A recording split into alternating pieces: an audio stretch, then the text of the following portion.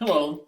Throughout this week, I want to present again some of the major themes from the talks that I started in March and continued into the month of May on St. Paul. So today I want to talk about Radical Paul's, the real Paul's, message about peace. First thing to notice is that it's contrasted with the Roman idea of peace. The Roman idea of peace was based on four movements. First of all, their religion. They would offer sacrifices to their gods in order to have peace. Then they would go out and fight wars, believing that their gods were on their side. Then they would achieve military victory, and after that, then they would live in peace. So for the Romans, the Pax Romana, if you will, was based on peace through victory.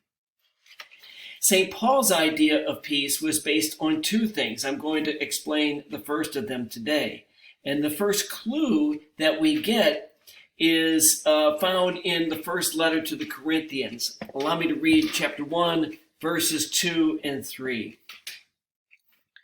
To the church of God that is in Corinth, to those who are sanctified in Christ Jesus, called to be saints, together with all those who in every place call on the name of our Lord Jesus Christ, both their Lord and ours. Grace to you and peace from God our Father and the Lord Jesus Christ. So those fairly benign sounding verses are actually subversive and even treasonous. Why? Because in those two little verses, Paul refers to Christ as both our Lord, in other words, the Lord of those who believe in him, and the Lord. In other words, he is the Lord of the universe.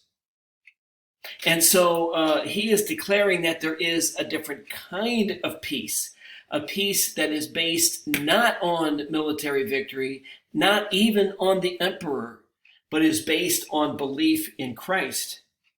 And so tomorrow I want to expand on this Pauline notion of peace even more and talk about what that peace is predicated on. What is the basis of peace for Paul? Thanks a lot for watching today. Have a great one.